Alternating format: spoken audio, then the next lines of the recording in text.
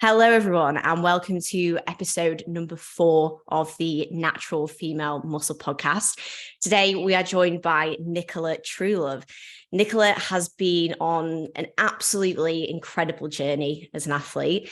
She went from not placing in bikini in 2020 to being a 2-time women's physique British champion, Natural Olympia champion, and PNBA Physique Pro. So an absolutely incredible journey as an athlete. But along with this also comes an incredible background story behind NICOLA as an athlete, but also NICOLA as an individual as well, which is one that I know a lot of people will find very, very inspiring. You know, you've become one of the best natural athletes in the world, and also now a full-time online coach. So it's been a really, really amazing journey, not necessarily a linear one, but one that, like I say, so many will find inspiring, will find interesting to know more about. And I really look forward to getting into it. So firstly, I just want to say thank you so much for joining us on the podcast today.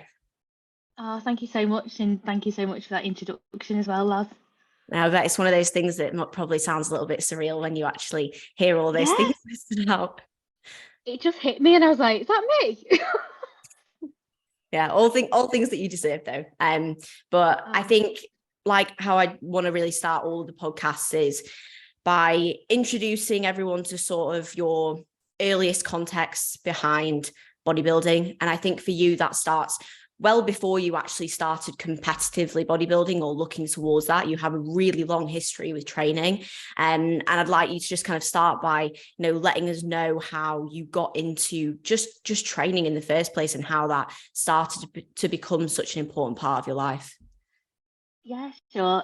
So when I was a kid, so I'm 39, just coming up to 40 this year now, which sounds mental saying that anyway. Definitely don't act old enough.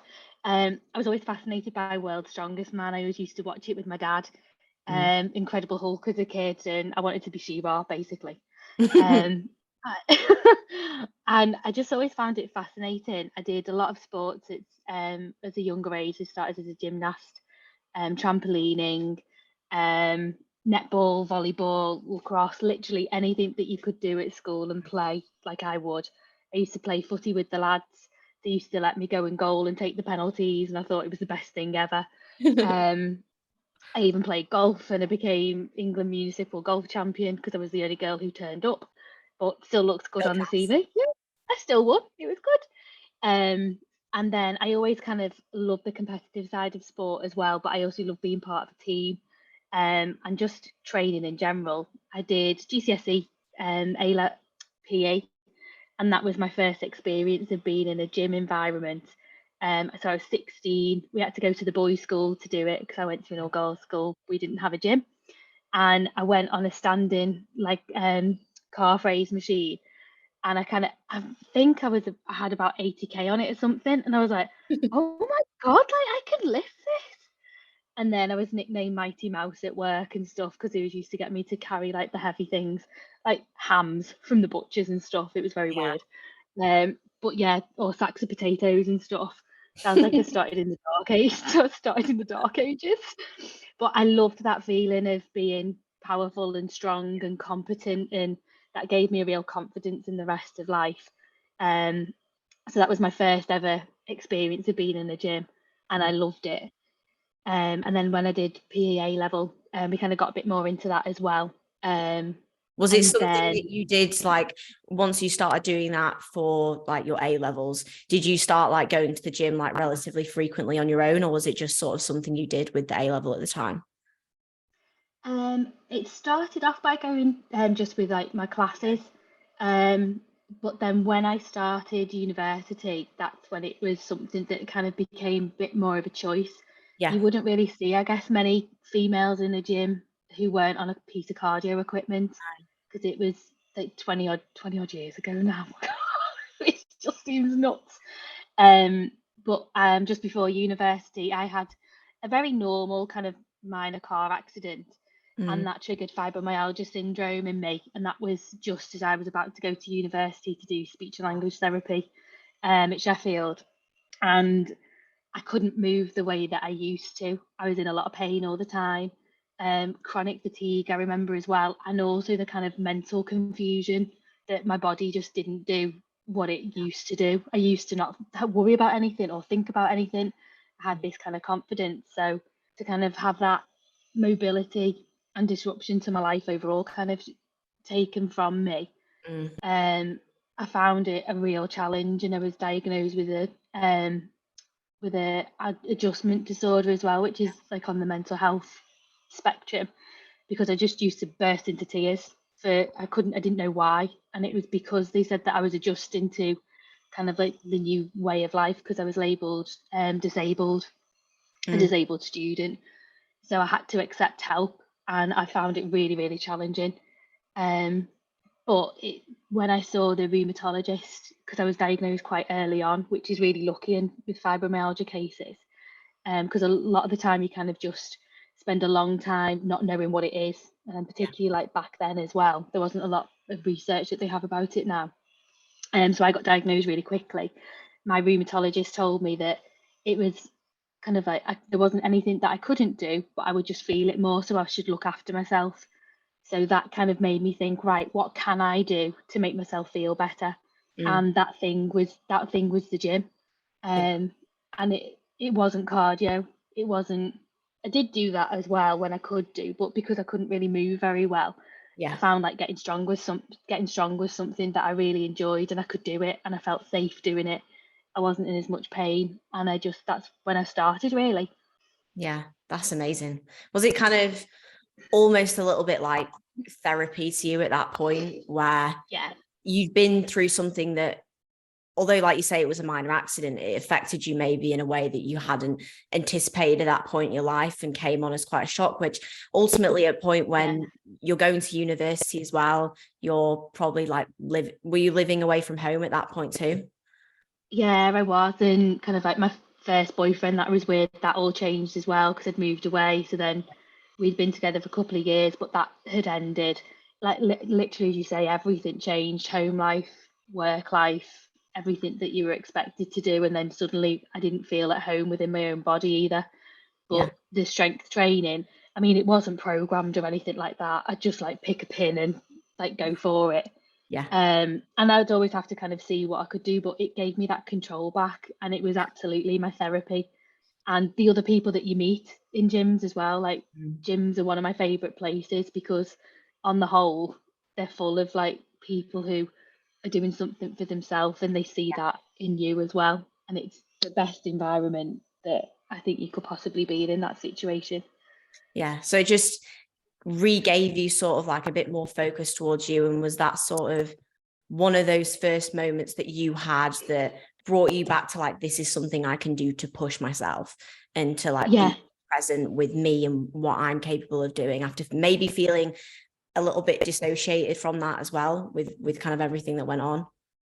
Yeah, definitely. It kind of grounded me again, and it showed me that there was something that I really enjoyed. And you know what else it helped with as well? Was making me think that if there were some things that I found particularly challenging and say I didn't want to do, I will go to the gym before it, or treat myself as a reward after. So like do the things that you don't want to do because there's something that you really want to do. And it helped me have that balance, and that's something that then stayed with me for the rest of my life. Yeah, because you obviously went into like finishing off university and going into your career from there. And was that something that you balanced alongside your career, which was completely non-related to training or fitness? It was in marketing, right? You ended up going down to. So it just was something kind of balanced alongside of that with you, not necessarily like in a serious way, but it became like part of your life that was just, you do this because it gives you something to look forward to on a day-to-day kind of thing. Yeah, it really helped me kind of like balance things, which was like in a really unbalanced way, because I'd always get up at 5 in the morning or something to go and train, but that was my happy place. And then kind of whatever else happened in the day, because even though it was just marketing, you always want to do the best and you want to do the most. And I would punish myself with work probably, if I didn't have kind of anything. I solely valued my worth on how I was doing at work. So the training side of things, and it was much more sporadic. It would be kind of like hit type things, but there was no denying that if I could go in there and pick up something heavy until like I felt like my arms fell off, Yeah. that made me feel amazing. Yeah. And that really did help. It gave me something else other than just work, because I did kind of turn into a workaholic, really. Yeah. Yeah. I think even though you obviously had that balance with the gym and work at that point in time, did you feel happy at that point, or did you feel like there were maybe some things missing because, like you say, you didn't maybe have that competitive side outside work? Yes, you were working super hard, but did you feel like there was maybe a bit of a mismatch in like a full drive within what you were doing at that point? Yeah, I felt that they were always in conflict with one another, really. And I didn't really know a lot. I didn't know a lot about training. I knew bits and pieces around nutrition and kind of what I should be doing. But I'd always be that classic, do it from like Monday to Friday and then weekend go out and get smashed. Because that was kind of just what you did with your friends. Yeah. It was work hard, play hard, and that was kind of like where the two balanced each other out. But yeah, now I've kind of come through that side, and now my career is in fitness as well, and I've got the competitive side with the bodybuilding, and it's structured and it's progressive, and I can see how things improve and learn more about it as well, because I love the education side of it too. It feels much more aligned now. I can look back and see that there was a conflict. Like, I was never going to meant to be in marketing for the rest of my life. No. Like, if you love that, then that's great. But no, I think there's something good for your body and your mind, and where those two sit together, I think it's the best thing that you can do for other areas of your life as well. Yeah, absolutely. And I think that so many people like involved in different careers, that even though that's maybe not your passion, like it's okay to do different careers and different things that aren't your passion at that point in time. It doesn't matter where you're at in your life, but it's okay to do those things. And sometimes it takes those things being taken away from you in a way that you don't expect to drive you down a different path, which we'll definitely come on to in a little bit. But I know that for you, you were kind of going down that path. Everything was just kind of as it was, and then it got to that point 7 years ago when something happened, and that changed a lot for you. So do you want to talk through what happened with that, and how much that kind of impacted you on your journey and your life as a whole, really? Yeah, sure. So 7 years ago, I would always be the class clown. I would always be kind of like the one who would push things to the extreme, and so I'd always have party tricks, and I'd climb lampposts and traffic lights. How I've only got a little bit of metal in my body, I don't quite know. But yeah, I leapfrogged a bollard drunk, and when I landed, I dislocated my ankle, snapped the fibula, broke my tibia in 3 places, nerve damage, the full bifters. If you're going to do something, like, do it properly. Which meant then I didn't have my exercise to be able to kind of help from the mental health side of things, really. So the anxiety that I used to feel, I ended up eating, drinking too much, and trying to cope in different ways without kind of realizing. And I just realized how important like that exercise thing was to me as well, and the imbalance and that gave me within work, because I didn't have another outlet. I was in a really, really unhealthy situation. So yeah, I got back into the gym, and I started kind of like this body transformation process, which probably like when they first came out, kind of like back then, Instagram was probably just starting. I think we've been on Facebook for a few years. And yeah, so I did my first body transformation thing. It's probably at my heaviest weight I think I'd ever been. So for me, I'm 4'11" and 59 kilograms. Yeah. So for me, that was quite big for kind of where I'd been, because I'd always had that balance. And then I got lean, but I got lean and I didn't have any shape. I literally just like went straight up and down, and I always refer to myself as a melted candle, because my skin just kind of sat on me. It was really weird. But I had abs. I wish I had those abs now, to be fair. Trying to get them back. And then I did an online coaching, which was like 7 days for a £5, and I kind of started to learn about things and accountability. And then I went on to a 6-week program where I had like holidays and things to kind of take into account. And I was like, but can I do it all if that's what I'm trying to do with holidays and stuff as well, and fit that all in? And they were like, yeah, of course you can. So they gave me my first hypertrophy program. So it was the first time I'd ever done upper, lower body, and I loved it. Absolutely loved it. I dislocated a rib in my first week as well when I was doing the preacher curl. How did you? But I still carried on with it. How did you Because I dislocate? leant over. Well, I'd already done it like few years ago, so it was an old injury. But when I leant over the bar and like picked it up, something just popped in me, and I was like, oh. So then, but that even didn't put me off. I still carried on, like not quite at that second, but I just really found something that I loved. I loved the feeling. I loved how my body was responding. Yeah. And I sorted out my nutrition side of things. I stopped drinking alcohol. And then the results just kind of flew in. And I thought, this is it. This is what I love doing. Did you appreciate that more, you think, because you'd had that time where you'd felt so bad following, like, yeah, because obviously, like, up until that point, you had just been, going to the gym, training, having a good time, but there was nothing that was like, okay, cool, I want to really get after this and go and get a coach and do all this stuff. And was that thing that at the time was like, oh my God, what's happening to my life, actually kind of really allowed you to think like, what can I actually do? And I want to make the most of these days now that opportunity has been taken away from me. yeah. I said to myself that from a work perspective, from a personal perspective, I'm never going to feel like that ever again. I'm going to do everything that I can to make the most out of all these opportunities, because I felt really lucky that I'd only just had that injury. I ended up having like 2 operations because I got it infected as well and everything.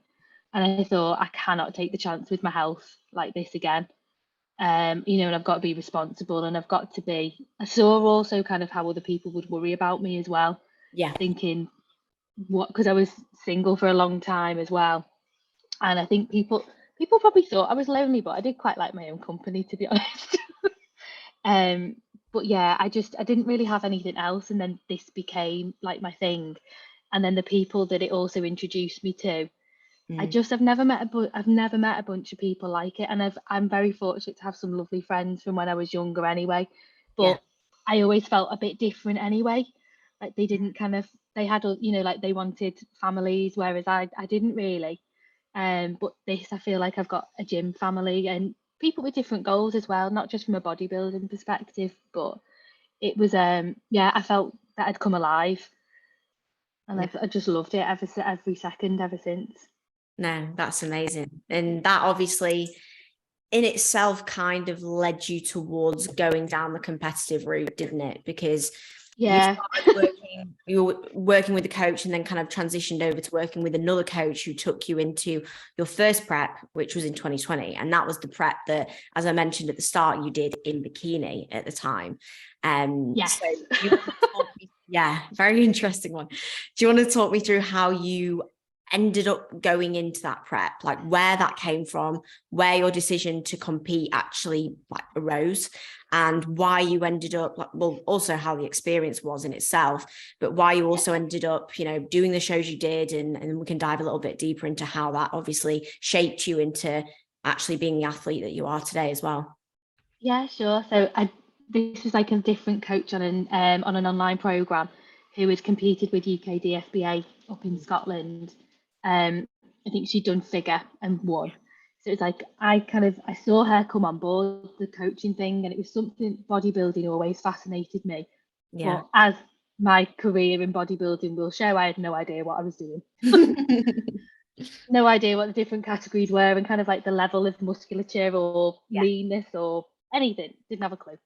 And the only experience that I'd had was looking at male bodybuilders really, and then some females who were probably so far extreme on the other side that it was very difficult to see.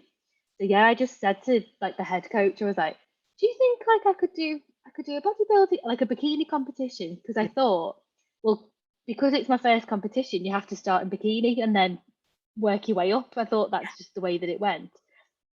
So she was like, yeah, of course. So they were like, well, there's a comp in 8 weeks, you could do that one. And I was like, I'm not ready for that.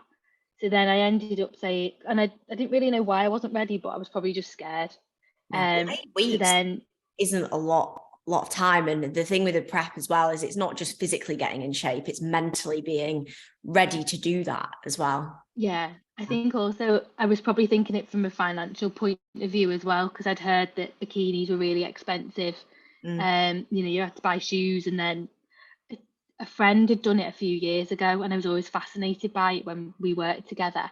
And she'd said it had cost like £4,000 or £5,000 or something, and I was like, like I can't. I mean, to be fair, it probably does the amount that I spend on bikinis and stuff now. But what was a bikini made out of, like diamonds or something?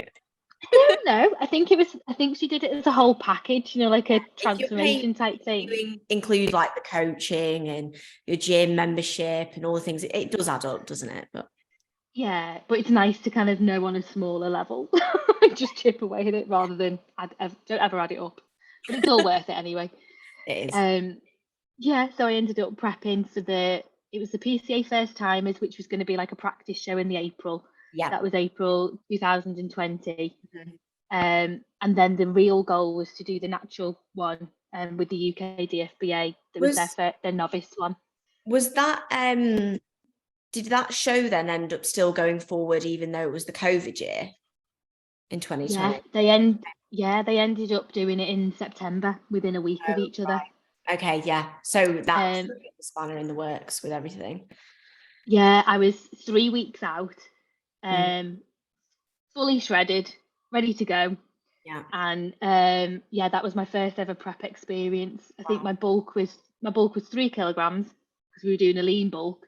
Such a different experience to anything that I've ever done after. And I know with different coaches you have different experiences anyway, but I'd get like an extra 30 calories a day or something to then work into my macros. And I was doing macro tracking back then as well, which I found fascinating. We did a practice water cut, and I remember sitting in a pub with a salt shaker, grinding on chicken, and then drinking like up to 5 litres of water a day for that week. God knows why I was doing any of that as a bikini athlete. But the kind of beauty and the great thing and the bad thing is that you could literally tell me to do anything and I just did it. Yeah. But I didn't ask any questions at all throughout any of that prep. I just literally was like, yeah, I'll do it. Fine. Yeah. So yeah, got 3 weeks before the competition, and then all the gyms shut, COVID happened and everything. And then it was like we didn't kind of know what to do because we didn't know nobody knew what was going on, did we? Yeah. So then that was it for the first show. Did you just from that position on just kind of hold yourself until the shows that came later on in the year? Was that what you did throughout COVID, or did you come out of that prep and actually bring food up a little bit? Like, how was that experience? Because it's challenging in itself mentally, not knowing when the hell you're going to get on stage, but it's also like physically difficult because you don't know whether to hold your body composition or whether you need to come out of it. Like, what did you guys do at that time and how did you handle that as well? Yeah, we just went up. I think we had like a week where it was like, right, we eat whatever you want. So I did eat whatever I wanted. Well, whatever you could order. It sounds like we were on rations or something from the war, doesn't it? I mean, there wasn't exactly much in the supermarkets at that point anyway, so.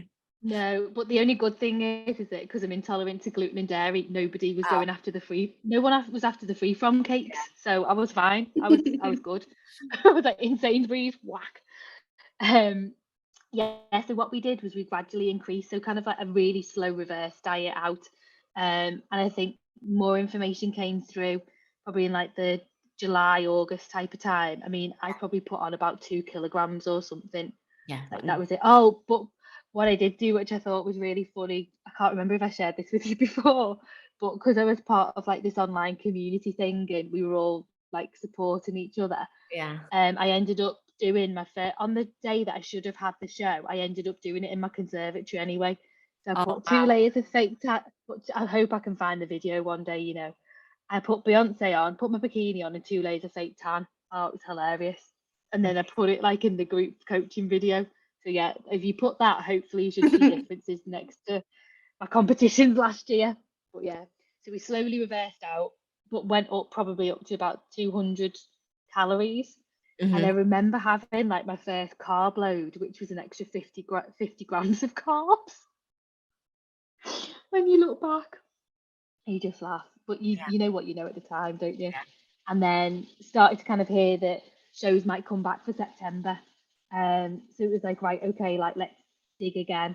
But I didn't really kind of come out really. I think it was about 2 kilograms probably. That was it. just hovering then we above were, that point a little bit, just to make you feel a little bit better, because you couldn't come like 10, 15 pounds up and then them say, oh, we've got to show like 2 weeks, because you'd be screwed. It was a hard time for a lot of people, I think, at that point. yeah, I probably would have looked better in bikini at that point if I had gone up 10 pounds, to be fair. Yeah. So it was all about the PCA first timers, and Yeah. that was the one that we were aiming for, Bikini Masters. And yeah, do you know what? I was just so excited. I was just really looking forward to it. I didn't do any cardio for that one. It was just steps, steps, and then food was just coming down really. But did you track your macros that whole prep as well? How was that for you? Because I Yeah. know you follow obviously now you tend to follow a meal plan approach, I believe, with Dan. What was that like for you comparatively? Like, obviously now you have the benefit of hindsight, so you can compare the mindset between the two. Did you find that harder for you tracking macros in that prep, or did you really even like notice a difference at all? I did really notice a difference going to a meal plan initially. Meal plan has definitely given me a better understanding nutritionally, because when if it fits your macros, you kind of felt like you were getting away with it. Because I used to make protein waffles, and I used to have 5 a day, and it was awful for it. And when I first joined with Dan, my coach now, I said he said, oh, it's meal plan, and like that's the way that we're doing it. And I was like, okay. But I said, have you heard of protein waffles? I was like, can I have these? And in my first message, I looked back and I'd mentioned it about 15 times. I was like, but can I have them? So I think I was addicted to them.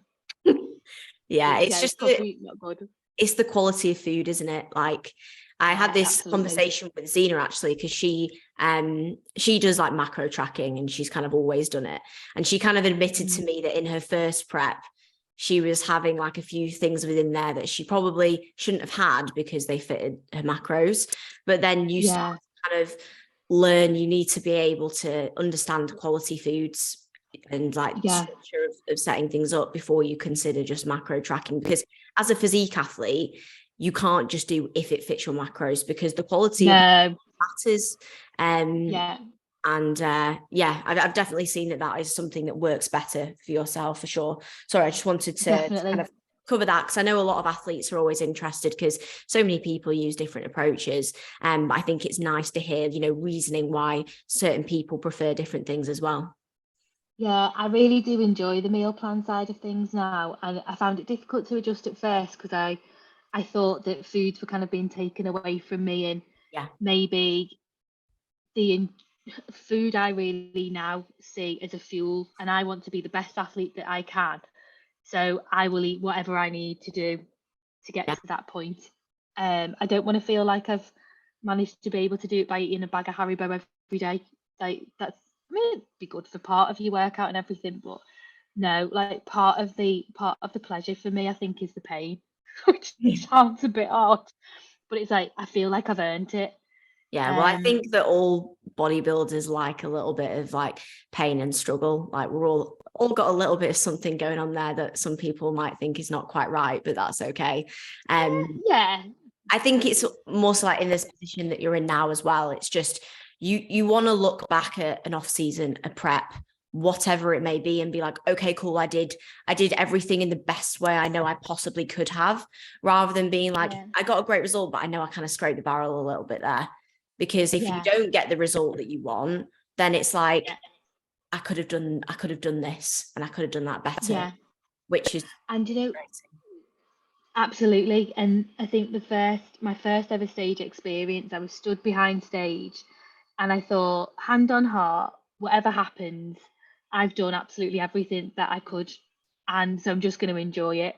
And I take that mindset. Obviously, I put a bit more pressure on myself now anyway.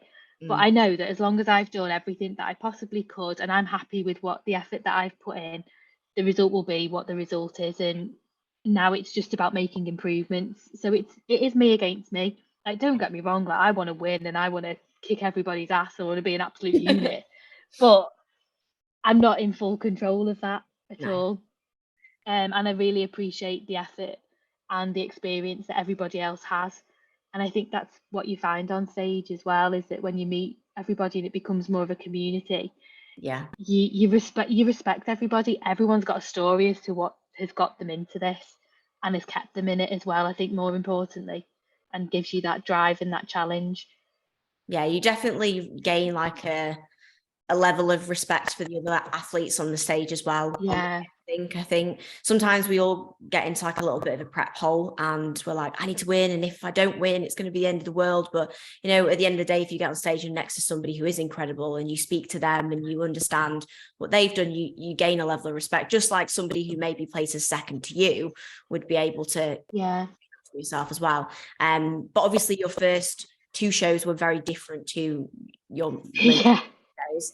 That show that you've just mentioned there with the PCA first timers being the first one was a non-tested fed show. Of course, it was in bikini, but there are still assisted athletes within the bikini division.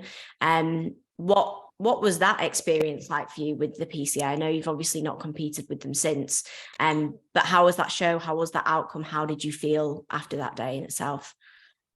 I think that I was a rabbit in headlights, but I was just super excited to do it and kind of see how it felt.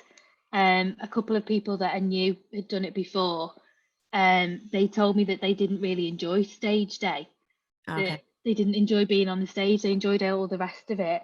So I was just like, I wonder how I'll feel when I'm on there. And my legs were shaking. I was so nervous. And when I look back at the footage as well, I'm just like, but I loved it.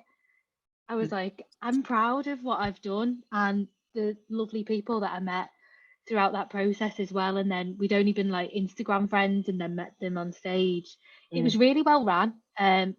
Much like a full-on production. Yeah. And obviously, like, I didn't know where I was going or what I was doing or anything, but I was like, I'm here. I've got there.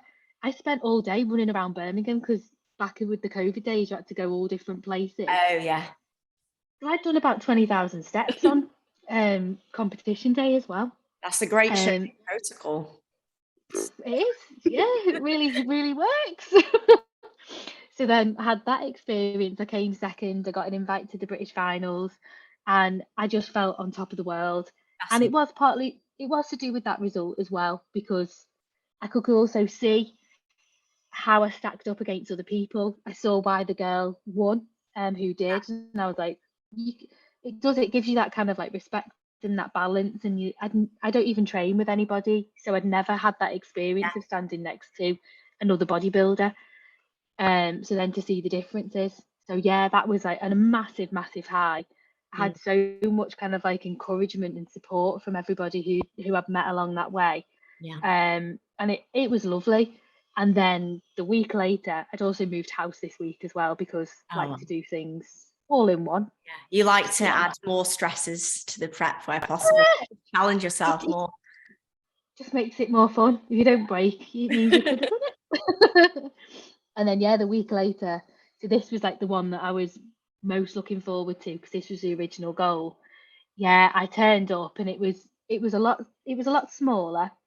And there was more kind of like restrictions and everything from the COVID perspective, so we all had masks on. You could take them off on stage, but I turned up and I was like, I don't look like these people at all, these other girls. And I was thinking, I've either smashed it or this has gone really wrong. And it was that realization as I was backstage with everybody, and I thought, there's something not right here. And I could see like the judges like talking to one another, and I overheard like my number, and I was like, what's going on? And this was at the beginning of it, and I was thinking, well, I just need to go and do it and make the most of it anyway, because it's a competition. But absolutely complete opposite experience. So we went out, and then like I was ripped inside out. I did say I looked like a walking tendon at the time, like I've seen it since. You got a lot of muscle on your physique though as well. You weren't just like super shredded. No, I wasn't really. No, but like I was. I mean, like I just like being shredded as well. It's just it's fab. But I came fourth, so I didn't place, and then like that was it. Just went home, went for a meal after. But it wasn't like the big celebration like it had been the week before, and I just ultimately felt a bit confused. I knew that something hadn't gone right. I got a text message from my coach at the time saying that, oh, she's messed up. I should have put you in the 2 categories. So by that, she said she should have put me in figure as well. Because she had said to me in the summer, she was an online coach, and very different approach to Dan. Yeah. And I was stood next, she said, oh, stand next to like somebody who's a bit taller and so I can see them against you. And I've been to opposing coach as well. And I'd asked her, am I in the right category? Like, do you think that I'm in the right one? She was like, yeah, you're bikini, 100%. Obviously validated by the first kind of competition, but then in a tested federation, it's completely different. And that really obviously like, yeah. It's why it's, and that, sorry, it's really challenging as a first time natural athlete, especially if you're wanting to do like a tested federation, a non-tested federation, because like you there, you'd maybe be bikini or maybe athletic, but the size is so different when you get there. But you'd be like bikini or trained bikini and PCA, but then you'd be physique or fit body so it's so different between the two, and it's hard to maybe do those 2 federations if the classes aren't exactly the same, because they don't always overlap. And I know for you that maybe left you feeling a little bit confused afterwards, but it wasn't the case that you didn't have a good physique and you weren't a good bodybuilder. It was just that you weren't where you needed to be to display that. So how did you like move forwards from that? Did you have discussions with Lee following that? Yeah, so when I came home, I was watching the footage because I knew that something kind of wasn't quite right. Yeah. And I was in the kitchen, and then I overheard my number be spoken about, and it was Mark Oakes and Lee Kemp talking about number 37 or whatever, number 57. And it was like, Nicola, yeah, that's her name. And I was like, what? So then I heard, and they said that, look, like this is what happened, and they explained it because they were doing like a bit of a commentary between the 2 halves of the show. And I was like, that's what happened. I was just in the wrong category. And they said, we hope that you come, and please, we hope that you're listening to this. And I just thought, what a federation to actually take the time and try and guide me, where that might not have happened somewhere else. And then all that work and all that effort that I put in, I just thought that says it for me, that they really care about the effort that I put into it. And they were like, right, come back, but come back as physique. And I sent an email to Lee, and I said, thank you so much for taking the time to give that feedback. I heard it. And I was like, I'll be back. I was like, that's lit the fuel, like I'm coming. And then it really gave me a challenge. And then I actually could see other people who were in that category. And I saw Claire Burton, and I was like, wow. I was like, what a physique. Like, I didn't even know we could kind of look like that. I mean, not everybody can look like Claire. I hope to one day. But, I really saw it as aspirational and a real challenge. And I thought that is for me. And I also wanted to keep sharing what had happened to me so that it didn't happen to somebody else. Because it's quite normal to not be in the right category. But I think at that time it was just so stark, probably because of the circumstances with COVID and everything. But I think the more that we can kind of share what we look like and what category we're in, and off season as well as kind of being shredded, and what we're doing as well, the more people that will get involved in it too, and then they'll have a much better experience as well.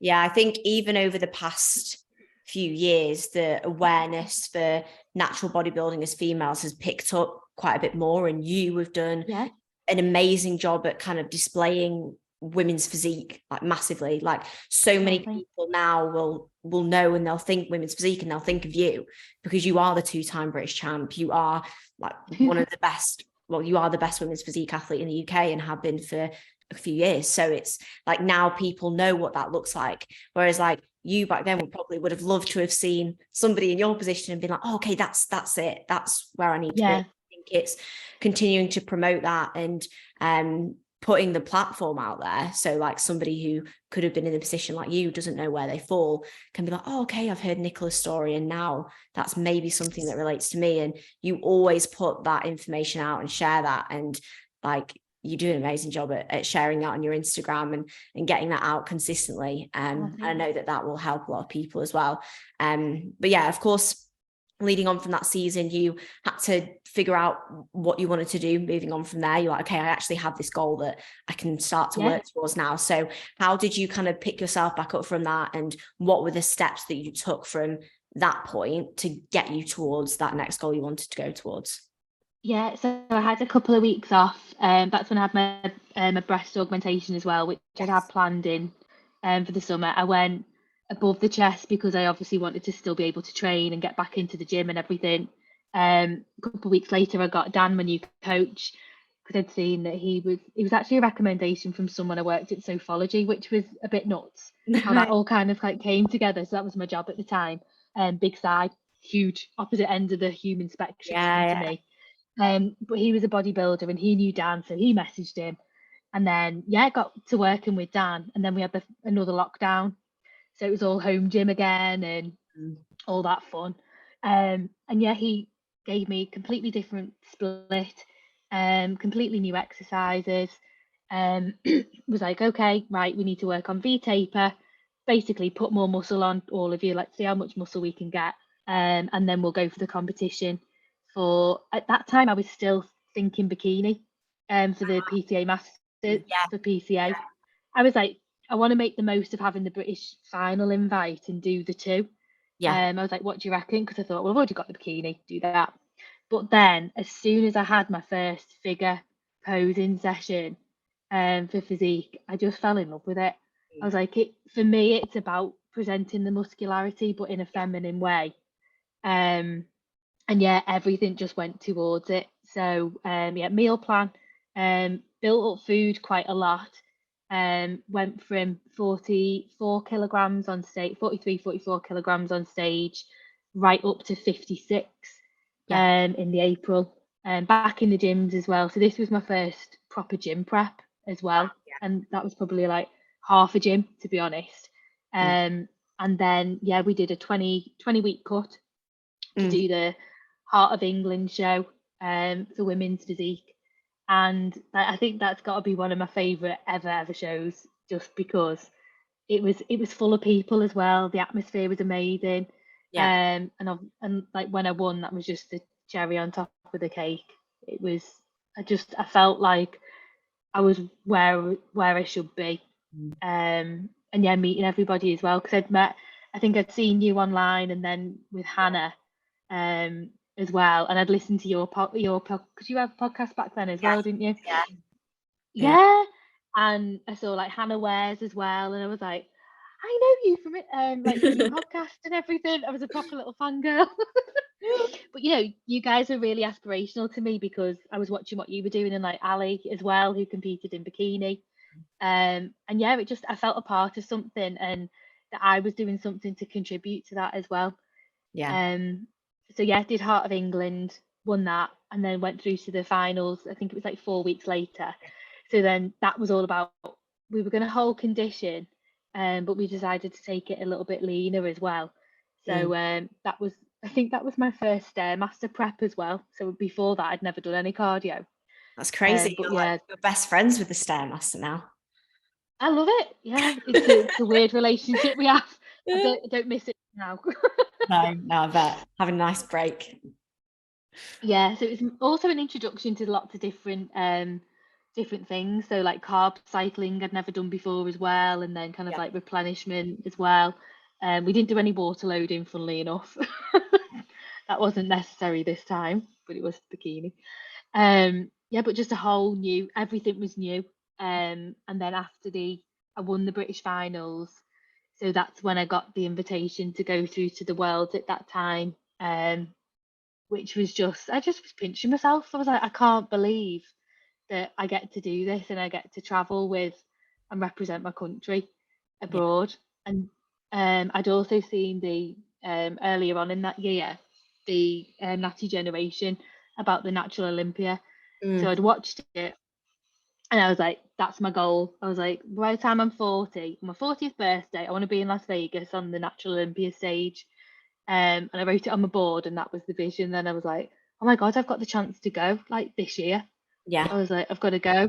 but then all the airline restrictions and everything, they kind of like stopped us all. So that was all going on at the time. You didn't know if you were going or not. No, none of us did, because we were all in Romania, and I think pretty much everyone went out the day after and just was like, yeah, prep's done, and like AJ included. and then Lee kind of emailed everyone. He was like, no, it's going ahead, we can all go. And everyone's like, right, okay, we're gonna have to bring this back in now. I know, like my husband David said, we were fiancés at that time, he just said to me, he's like, oh, finally we're gonna have like, like a bit of peace and quiet and everything. And I was like, well, maybe we should go to America instead. So yeah, that's what we ended up doing. And I entered all the categories there, because I thought I'm never going to get the chance to go again. I even did sports model, but I think I did figure posing or something for sports model. I didn't have a clue. No. As you can tell, that's what I do. I don't have a clue, and I just go and do it anyway. And yeah, I came in the competition that I was really going for, so women's physique. I came second to the girl that I came third to in the world. Mel. It's like so phenomenal. Like I can't wait to see her against the other people that I've competed against as well, like now after like another couple of years. But yeah, like again, like you need these aspirational people to look up to, and hopefully like I'm in the mix as well. But that's what's kind of like setting my goal for 2024, to kind of see how I stack up against them. But yeah, so went out, came second.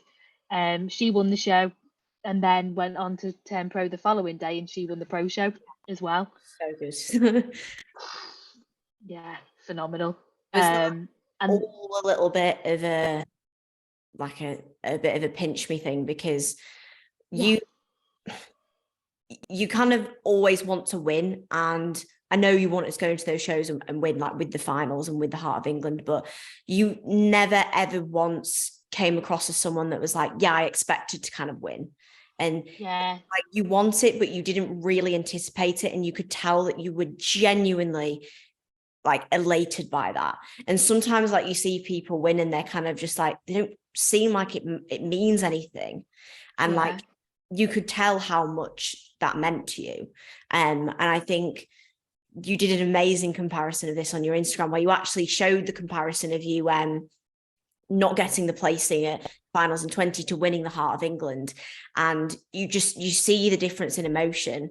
And that was amazing to see. So was that all in all just like the experience from all of those shows, no matter, even though the placing changed, like the placings that you got, the Worlds and the Natural Olympia, like you're going to a whole new level. Like, was that just an incredible kind of experience for you? Yeah, I think it's because I value so much what bodybuilding has given me. I very much remember the days when I struggled to get out of bed. I was in so much pain. I didn't think that I could continue with my degree. But the one thing that kind of pieced it all together and held me together was being able to go into a gym and do things, and then everything that transpired from that. So I never like to forget it, but I like to remember it in a way that gives me that just that extra appreciation. And I think there's been some things in my life that have been in my control that have kind of been detrimental to that future. But then there's some things that haven't been in my control either, say like with the fibromyalgia and it being a car accident. But then when I leapfrogged that bollard, that was 100% my responsibility. That was my fault. And I thought that those experiences I never want to have again. And it makes me appreciate the gift that we have to be able to do this, because prep and bodybuilding, it is a privilege to be able to do it. And the result, I've had results, but I've also not had results as well, as kind of you were just speaking about before. But I did the same thing for each of them. I just got a different result, because it also depends who you come up against as well, and whatever they've done and whatever their story is. And to be able to say that at, what was I, 38, and like got to the top amateur level to be able to compete at that stage, I just couldn't believe it. No. I was like, it was like a film to me. I was like, I can't believe that like my hard work has paid off in this respect. And I think I was fortunate in one way is that I'd done all that training before, but I loved how that's always ingrained in my body. Like every single thing that I've ever lifted or ever eaten or ever not eaten, and that's part of your diet. That's like your food diary, isn't it? Your training diary is you. And it's like no matter what happened in the past, where I am now is because I've done all of that. Yeah. And it's like you say, you get so much more from it than you can really put into words. Yeah. And I think for you up until that point, it had been very much like the training and what that had given you. But the biggest thing that I see that you also take away from competing is not just the show or the result. It's the community that you have built and gained through bodybuilding in itself. Because those trips with the UKDBA are amazing, and you get them, like so many federations will run trips to worlds and Europeans, and it's something that I didn't know existed in natural bodybuilding, because you do not, like, bottom line, you do not get that in assisted federations. Most of them, they don't do anything like that, especially not like in the UKDBA, where Lee will like literally sponsor for you to come with them. I was baffled when I found out that that was a thing. And I see you there, and I see you, you know, with the friends that you've made through this. And has that like level of support and that community been something that has been like quite like life-changing for you within the way you see things? Oh, absolutely. And it's not just kind of the team itself as well, because I've got such lovely friends. I don't tell AJ, but me and Grace go adult gymnastics on a Monday. And they're like, "You're just going to stretch?" It's like, yeah. We were doing handsprings yesterday. And like Claire, who won the Europeans, and she turned pro bodybuilding. Obviously, we all know her. She's become such an amazing friend. Sean, or Cyan, however you want to call her. She's Cyan in America, and I'm Nicola. And then Paula and Maria and everybody, and all the lads as well. It's that central team, but then everybody else who goes along with it as well. And you just want to encourage other people to do it, because they can all feel the same as well. Kind of what you see, like I saw Claire go through, coming third in the British. Yeah. She dug even deeper, and that kind of fueled her to go to the Europeans, and then to watch her get her reward when she won and turned pro, and to be there to experience that with her when it didn't go well for me in the Euros at all. I get to freestyle to different music and all sorts, and I was like, oh well, like just make the best of it. The stress I had with that, I remember that. Just to go off on a tangent on this story, so Nicola was on stage trying to do her routine, and they didn't have her music. So because I always feel like I need to try and fix the situation, I was like talking to the guys on the desk, and I was like, get her music on. I was shouting to Dave, I was asking what the song was, I was getting them to search on YouTube, get it on now, and they were really useless, and they didn't help whatsoever. Unfortunately, I tried, but I didn't do very well. I know you did. Well, they played it to me in registration, so I didn't understand. She did a fantastic freestyle anyway, so you did. It worked out really well. It was fine. But because I saw, like, you see other experiences that your friends go through. So when I thought I'd watch it happen to Claire, you know, like her own kind of like version of things not going to plan. Yeah. And it brought out the champion in her. And I was like, that's what it's about. And then so when that I had my own experience of that, I thought I just need to do everything I possibly can for that Natural Olympia, which is in a few more weeks' time. And then that's when, you know, like, that could happen for me as well. Or if not this time, it might happen in the future. But I've just got to turn up for myself and carry on. And then it all worked out really well after that. Because I know we sort of brushed over that, but you obviously won the title again in 22 in the second season, but you then went on to the Euros and got a fourth place, which I know was a hard outcome to come from you, which you've just kind of spoken about there, but you went on and you kind of regained that when you won at the Natural Olympia, which is amazing. And it shows how you can have ups and downs in a season, but you can sometimes come back from those losses even better, and they make you more of an athlete. How was that season for you coming back in from 2022, when you kind of 21 was like a nice season where you had ultimately wanted to do well, but you had like no expectations because you were trying that new new category, and it was like just amazing that you kind of did so well in it. And then you came back in 22, and ultimately there were also a lot of people like, I can't wait to see Nicola on stage again, and everyone's knows and is anticipating that you're coming back as a defending champion. Like, how did that affect you at all in terms of the way you felt going into those shows in that season? I definitely had, I don't know if expectation is the right, I had higher expectations, but I really tried to ground myself on, I wanted to do better than I did before, as in I wanted to bring a better package than I did before. And you know what, as I got closer to it, because it was a harder prep, it was a longer prep, and it was tough to kind of like, my body was being very stubborn. I wanted to look better, and as kind of I got to 8 weeks out, I was like, I can start to see it now. I'm gonna look better. And then I went to all the UKDBA shows as well to see what the competition was like and supporting my friends. And I was like, oh, what am I gonna look like next to them? And I had like a bit of like jitters, but it was an excitement as well, because I thought, right, Nick, this is where you've got to put your money where your mouth is. This is about the process, and you have to keep reminding yourself, because you can get nervous and you can think, oh, well, I won't get to go here and that and the other. It's like, just do what you can do, and that's what it's about. And be really respectful of other people's journeys as well. And I really think that me kind of like having the journey that I did, in quite a short bodybuilding journey, really, I'm fully aware that that could happen to me. There could be somebody who's out there who's been training and doing more than me and have a better physique, and then one time just decide that they're going to enter a bodybuilding competition, and I'm never going to be in control of that, just as in my competitors at the time weren't in control of me doing that either.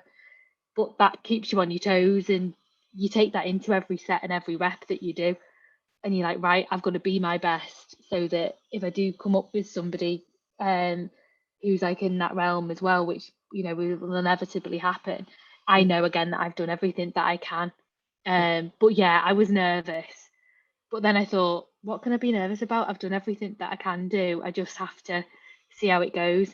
And in all honesty, when I saw everybody backstage, I didn't have a clue what I would look like. I don't think you really know I don't know anyway, what I look like until I come off stage and see photos.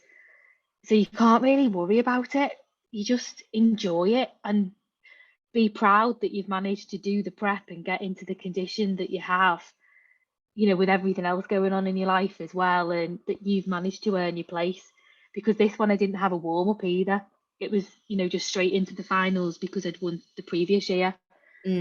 So I kind of was like, do I want to have a warm up before, or do I need to just go straight in? And I was like, no, just go straight in, because I probably wouldn't have been ready. But yeah, it was amazing. I just wanted to look better than I did beforehand. And it was only a few weeks out that I started to think, oh right, I think I might have built some muscle. But then I ended up being the same body weight, which just like confused me even more.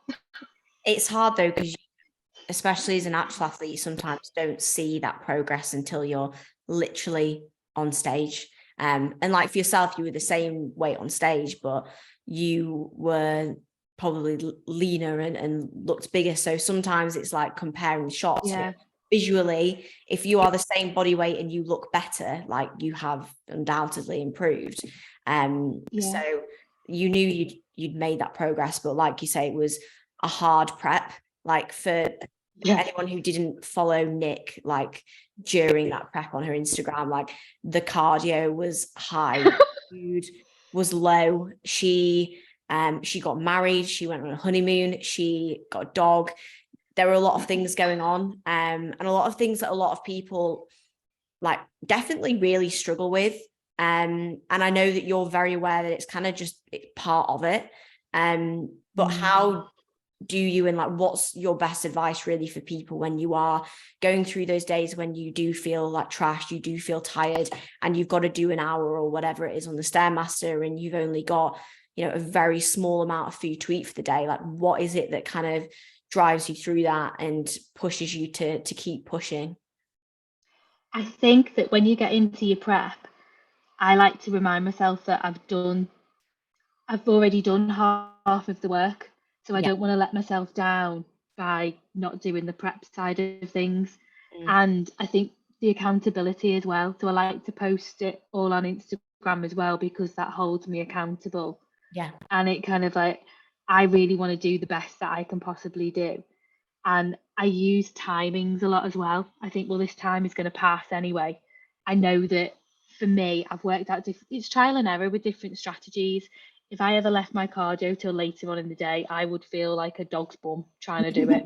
And it would, but if I do it in, some would say in the middle of the night at like 4 o'clock in the morning, I can kind of trick myself to get over it. And like different strategies and kind of trying to keep yourself busy and all that sort of thing. And it's that drive to be better than I was last time. Nothing kind of like about the result, it's just the improvement for me. And I think when it comes to a food sort of thing, it's just being really clear about it and why you're doing it. And also, do you want to do it? And it's a choice. Like, I'm like, if you're gonna moan, then you're not gonna get other people to support you either, because you can't sit there and whinge about it because you've chosen to put yourself through this. You deserve to be a pleasant human to everybody else who you were going to count on at times to, help you through it as well, and accommodate, because you can't, certain things do pepper, especially when you're kind of getting to that level of leanness as well. You've got 4 or 5 hours of exercise to fit in a day, and you've got to be able to respond to it, even like your check-ins that you're doing daily, as you get closer to it and everything as well. And just, do you know what? Try and make it fun as well.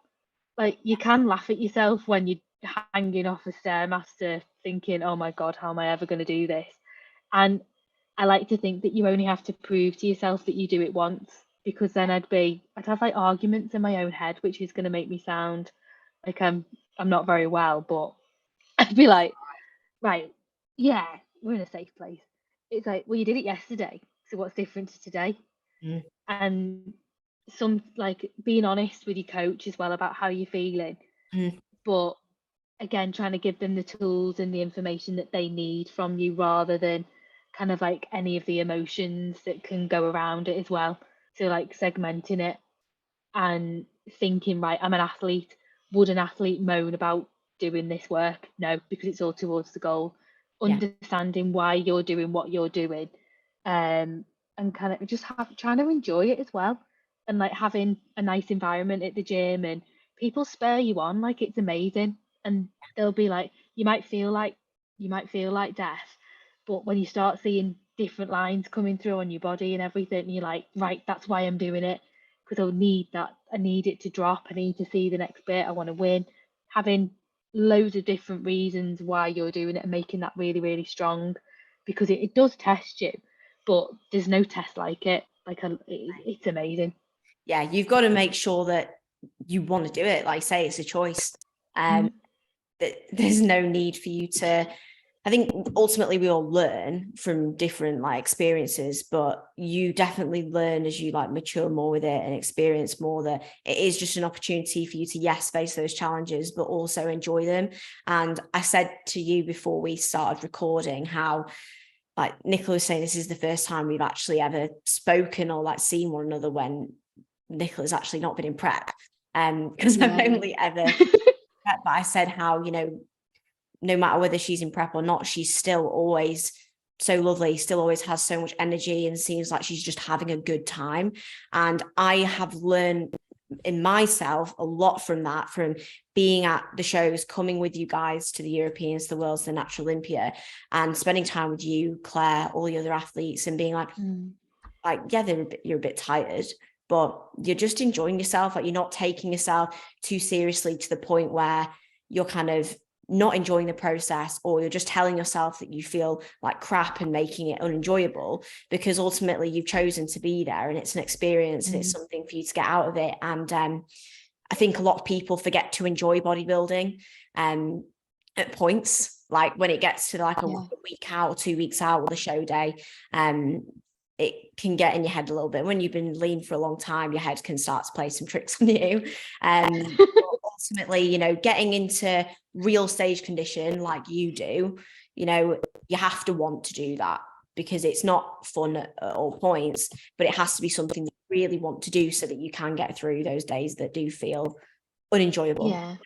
And I think the fact that you have a really good relationship, like you said, being honest with Dan makes a huge difference. Having that coaching relationship and being able to be honest with them. And I saw that with you guys after the Euros as well, when, you know, you were straight on FaceTime with him afterwards and talking to him and being honest with him about how you felt and what you felt was good and what you felt went wrong and how you guys could rectify that moving forwards, because you will also have ups and downs within your experience as an athlete. Like, sometimes you'll win and it'll be amazing, sometimes you won't, but the best thing you can do is like speak to your coach, be honest with your coach be honest with you, and you guys can move forwards from that and then learn from that and do what you can do to be better. And that's exactly what you did.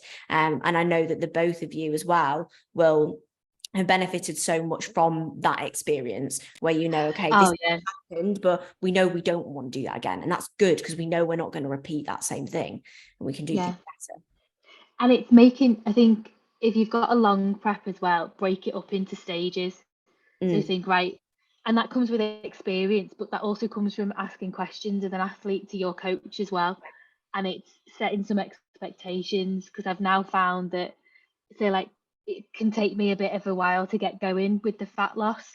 So I really have to focus on, I'm ticking the box, like that phrase, I'm ticking the boxes and doing everything.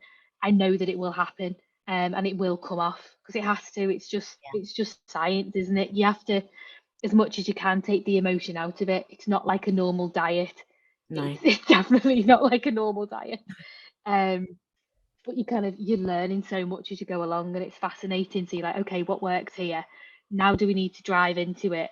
And I know for then, like, the next 8-week block, I think, right, I'm going to feel the changes here, but that's a good thing that I feel like death, because I know it's working. So you're kind of like always exchanging these emotions and these feelings. And then when you get to like the second half of it, really, you're like, right, that's when I'm going to start to see what I did 6 months ago. And then you're thinking, that's why, like, my leg press went up, or, you know, like, I made really good progressions there. That's why I'm seeing my delts come through. And it's so fascinating, the whole thing. But like, breaking it up into those different stages just makes it so much more enjoyable as well. And that, you know, comes with experience, but that's why I like to share it as well.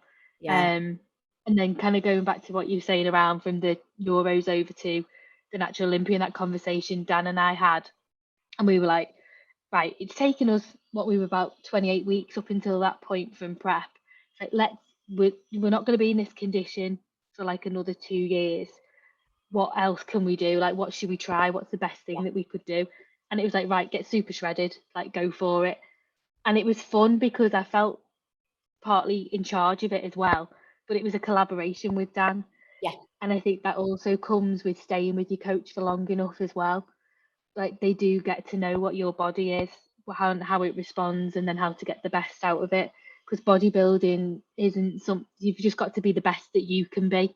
You can't be somebody else. You don't know how your body is going to respond. Like, I'd love to have like other people's body parts and put that on me, but that's never going to happen. So we were like, right, what can we do? We were like, we can get super duper shredded, and like went for it. And I just felt it was so much fun. It was like literally everything came out. Cardio straight back in for an hour, but I loved it because I knew that I was trying to do something different for the last competition as well and get the most out of it. Yeah, and you were really focused on you and your strong points as well. And I remember saying that to you as well when you got off stage. I was like, Nick, your strong point is that you can get really shredded. So just focus on what you do for you. And you guys obviously focused on that from there as well. But like you say, a lot of things are just time, like working on your best self, working on remembering that patience is important. A lot of things are delayed gratification, like in a prep, the cardio that you did like for an hour at the start, you might think, why am I doing this now when my body fat's so high? But it's all part of the process to get you to a longer term goal. And the same thing is true for off season as well, with probably even harder, because you're seeing your body go the opposite way, and you're like, maybe sometimes in the initial phases post prep you feel a bit bigger, but you will have points in off season where you know it's like a load of BS, but you maybe feel like you're going backwards because you feel smaller, which sometimes happens as a natural athlete when you're putting on the body fat and you can't always see the changes instantly. And you don't sometimes see them until you're all the way in. And now I know you're on that path of actually having a first productive off season, which you've never really had, because you've done back-to-back seasons, 2020, 2021, 2022, and not really had any like true off-season phases with coaches before that. Like you said, your gaining phase before that had been like 3 kilos, which I don't know, don't know if that really counts. So obviously you're working on that now. That's where you're at this point in time. How's that been for you so far? The next goal obviously being 2024, but yeah, how are you just feeling with that process? It's been the first time that you've done this. How are you handling it mentally and physically, and how are you just feeling alongside all of it? Yeah, do you know what? I'm loving it. I fully know that there's a certain look that I like to have on me. And I'm not going to lie, it's super shredded. Like I want to see everything. But I know that I want to look better when I next compete. So it's made me kind of like flip the switch on how I feel. Like I want to see my logbook going up. I want to know that I'm progressing. I know that I won't be able to see everything as well, but I'll be able to see it in other ways. And that's what I'm learning. There are times when it feels, when you kind of go back into like civvy life, if you like, and you want to go out with your friends or something and your clothes don't fit because you're not the same shape. Like that's the biggest thing that I notice. Nothing fits normal clothes anyway. Everything's got to be stretchy. And that's kind of when I have a bit more of a reality check as to, oh, but then I then turn that into a positive, because I think, isn't that great that nothing fits because I'm a bodybuilder? And I think assuming that identity, having that identity as well, the quicker that you can get to, I am a bodybuilder, regardless of where you are in your journey, the better it feels. And I think the easier it feels as well. And whenever I used to like look at other people who were doing what I wanted to do, I'd always think, right, I just need to do what they do for long enough to get my version of that. And I think that's something that really carries me through off season and makes me enjoy it. And there's nothing better, kind of going back to when I was 16 and first started, about feeling strong.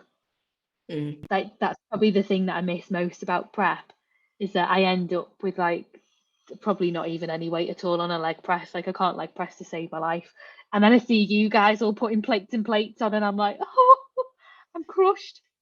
But yeah, I'm at a new gym as well. So I'm at Arnold, which has got all the Panata gear.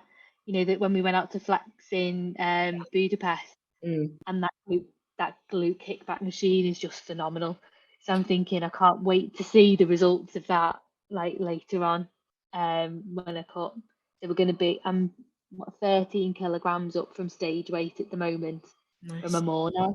I'm approaching the heaviest that I've ever been, like out of choice, really. Yeah, of course. No, yeah. So that's exciting. I've never been as strong as I have before, and hopefully, like, I've just got more to come. Dan said to me that we're going to be pushing for quite a bit further, in weight wise, and then we'll do a mini cut at some point. He said probably towards the end of this year.